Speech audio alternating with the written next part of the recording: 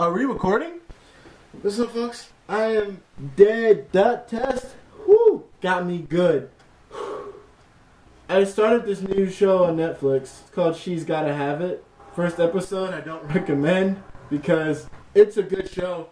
It exposes the black community in New York. It's directed by Spike Lee, so you get a good view and outlook on it. And I respect this movie so much. They give a very original and very direct aspect on everything.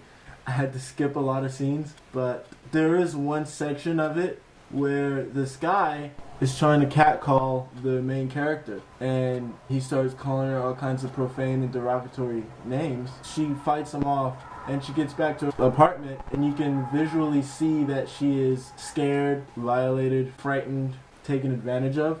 And so she starts on this sort of monologue about what her name is. That her name isn't, hey, yo, ma, or that her name isn't such and such and such and such, right? It kind of got me thinking, like as a person, when you're looking for your identity, specifically if you're a Christian looking for your identity in Christ, or if you choose not to go that route, looking for your identity in other things, it's very important that you find stability and find that your identity is not in what others name you, that your identity is really solely in who you were created to be and who you are as a person, and that you see yourself that way. It's very important that your name, your God-given name, is not something that is defined by your actions, or that is defined by your looks, or that is defined by how others judge you and see you, or how others approach you, but that it is solely defined by who you are as a person and who you want to become. It's very interesting, that concept of what is your name, how do I call you, how do I approach you, especially if you know the meaning of it and how deep that is. It gives a very good perspective on who you are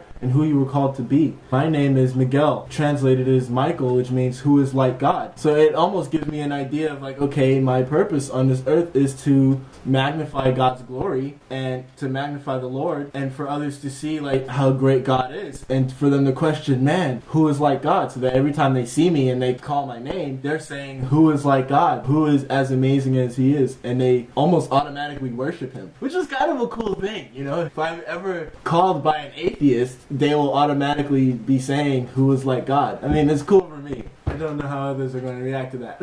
It's a very serious kind of thing. Like, hey, you are not your mistakes. You are not your flaws. You're not defined by your enemies or even your friends. They don't call you who you are. You are defined by your Creator, who you were created to be. In my case, it's Jesus Christ. I am defined by who he has called me to be, purposed me to be, and why he has created me. So in your journey, and even in mine, as you're looking for your identity, you have to filter out what others have called you, even what you have called yourself, and find, no, this is who I am, this is what I am doing. And a lot of people try to find their identity in their career or in their hobbies, the things that they constantly get into, their personality. Those things contribute to it, but it does not define you. Just because you're a janitor doesn't mean you're defined as the lowly. Or just because you live in your mom's basement doesn't define you as unworthy or unfit to be a grown person or a grown human being, man or woman. Of course, we want to strive to be better. If you don't like where you are, of course, continue to challenge yourself and move forward. But I'm saying don't be stuck. Don't let that be the end all. Even if your name is as stupid as Tree. I'm sorry, if anyone's name out there is Tree, I'm sorry for calling it stupid. I apologize.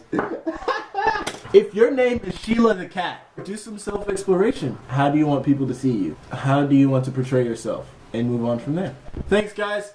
See you next time. Comment, like, subscribe, send me a message, talk about it. I don't want to do all of these serious topics like the last 3 or 2 have been very serious. Hopefully I'll do something funny and I'll be able to talk about it. So yeah, do that. See you guys. Love ya.